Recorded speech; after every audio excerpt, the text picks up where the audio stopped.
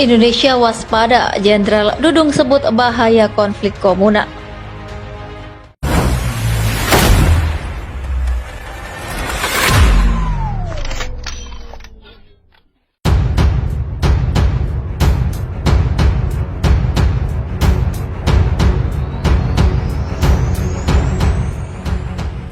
Kepala Staf Angkatan Darat atau Kasat Jenderal TNI Dudung Abdurrahman mengingatkan akan bahaya konflik komunal di Indonesia. Pasalnya Indonesia sendiri terdiri dari berbagai macam golongan, kelompok, suku, dan agama. Ini semua perbedaan akan membuat Indonesia rentan terjadi konflik komunal, ucap Dudung di Geraha Widya Adibrata Sesko TNI Bandung, Jumat 22 Juli 2022. Lebih lanjut, Dudung menuturkan jika tidak ada perekat yang kuat untuk menyatukan perbedaan, maka Indonesia akan mudah tercerai-berai, dipengaruhi, dan diintervensi kekuatan dari luar. Bentuk pengaruh luar bisa berupa budaya luar yang diikuti masyarakat kita, terutama generasi mudanya. Dan adanya upaya memasukkan paham dari luar yang tidak sesuai dengan kondisi bangsa. Dudung juga menyampaikan tentang pokok-pokok kebijakannya dalam mengantisipasi perkembangan di lingkungan strategis. Selain itu, lanjut Dudung, perang antara Rusia dan Ukraina merupakan gambaran telah terjadi perang berlarut di mana kekuatan besar tidak mampu mengakhiri perang secara keseluruhan. Ini membuktikan perang berlarut yang menjadi doktrin perang kita. Dengan sistem pertahanan dan keamanan rakyat semesta masih real sampai saat ini, namun dihadapkan dengan perkembangan teknologi masih diperlukan revisi terhadap doktrin perang kita, kata Dudung. Penelitian ini bertujuan untuk mengetahui mengapa konflik di Maluku dan konflik lainnya di Indonesia dapat terjadi. Faktor apa saja yang mempengaruhi konflik-konflik tersebut, serta untuk mengetahui dampak konflik dan implikasinya terhadap ketahanan nasional. Latar belakang pemilihan judul dan objek penelitian tentang konflik di Maluku dan konflik lainnya di Indonesia, Aceh, Papua, Poso, dan Sampit. Karena konflik-konflik tersebut memiliki eskalasi kuat yang berlangsung lama, sehingga dampaknya sangat besar dan berpengaruh terhadap ketahanan nasional.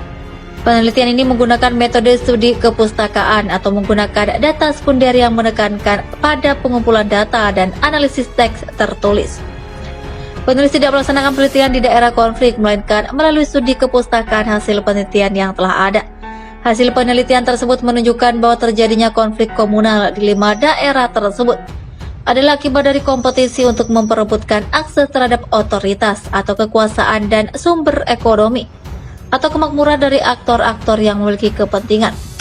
Faktor identitas bukan merupakan variabel independen penyebab dari konflik yang terjadi, tetapi lebih sebagai variabel intervening yang ikut hadir dan kemudian diangkat menjadi pembangkit sentimen kolektif oleh kelompok yang berseteru dalam konflik.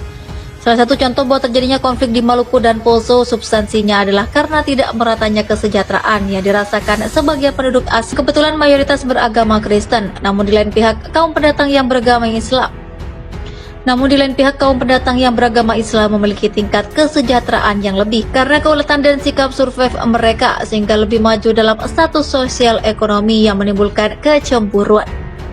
Kemudian dalam perkembangannya konflik ini dikaitkan dengan sentimen suku dan agama serta adanya sentuhan politik, sehingga terciptalah konflik SARA dengan eskalasi yang besar dan durasi yang cukup lama, sehingga menimbulkan efek destruktif yang sangat besar.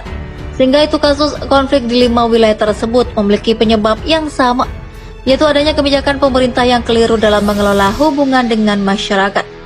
Hampir seluruh kebijakan pemerintahan Orde Baru selalu mengedepankan pendekatan yang sentralistik, represif dan militeris, serta pola homogenitas yang semuanya memegang peranan penting dalam menciptakan terjadinya konflik.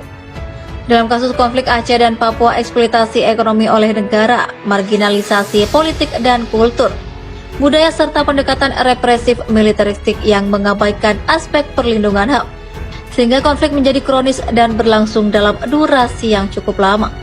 Sedangkan pada kasus konflik Maluku, Poso, dan Sampit, kecenderungan yang banyak ditonjolkan adalah hubungan horizontal yang tidak harmonis antar komunitas dalam masyarakat. Akan tetapi sesungguhnya konflik ini pun disebabkan oleh kegagalan negara dalam mengelola keragaman yang ada dalam masyarakat. Konflik komunal di Maluku dan konflik lainnya di Indonesia menimbulkan dampak yang sangat besar, antara lain korban jiwa, harta benda, dan hancurnya infrastruktur fisik dan sosial di wilayah konflik tersebut. Bila ditinjau dari eksistensi sebuah negara, maka konflik tersebut tentunya akan menjadi sebuah ancaman bagi keutuhan NKRI yang mengarah pada disintegrasi bangsa. Setiap saat muncul tindakan kekerasan yang menimbulkan kondisi wilayah Maluku dan wilayah konflik lainnya menjadi chaos dan rusuh, sehingga keamanan wilayah tersebut tidak kondusif dan tidak terkendali. Kondisi tersebut tentunya akan melemahkan atau menurunkan kondisi ketahanan nasional, khususnya pada aspek kehidupan yang berkaitan dengan aspek sosial atau pancagatra, yaitu aspek ideologi, politik, ekonomi, sosial budaya, dan pertahanan keamanan.